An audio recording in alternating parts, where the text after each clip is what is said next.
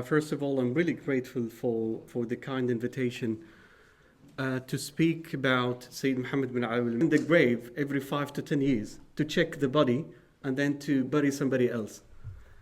And they did so with Sayyid Muhammad bin Ali al-Maliki more than once, and his body was found as is. And that was the case for his father, Sayyid Ali al-Maliki too. So the father and the son. And then they put a mark so that you cannot open the grave after that. Sayyid Muhammad lived in a country where he's considered all what he does is kufr. One of the main things that he lived for and he kind of promoted, and his main mission is to defend the manhaj of Ahlus Sunnah wal Jama'ah. These are the notions I lived for. This is the methodology I wanted to meet Allah subhanahu wa ta'ala where I'm trying to defend. And I lived all my life for that, and I end my life with that. It was very, very clear message. And for that, he struggled in his life. And not only he struggled, even his family struggled. He was exiled for a few years. Then he told me once, when I was going out of the haram from Bab al-Salam as usual, and all the students behind me, and I was, climbing the stairs, going up the stairs. And then somebody came from behind the pillar with a shoe and he hit me in my face.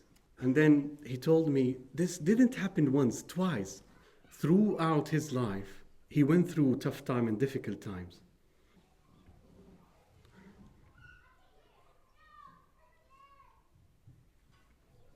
What seemed to be tests and trials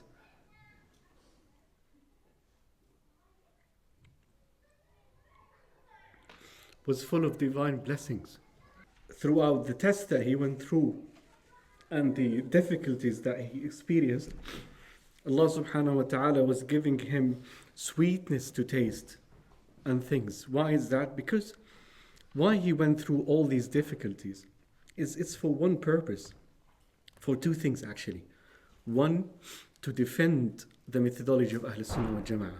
The methodology of Ahlus Sunnah wal Jama'ah and the scholars of Ahlus Sunnah wal Jama'ah, he saw himself that their influence, their posts in the haram, their public appearances started to disappear with a very dangerous alternative discourse.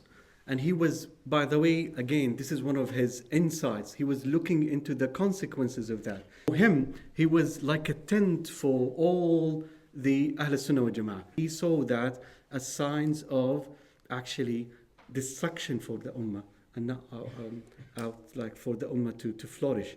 So he defended Manhaj Ahl Sunnah wal Jama'ah because what he saw, the consequences that was expected out of that, and also to preserve the mainstream Sunni, which was working for centuries and centuries and centuries.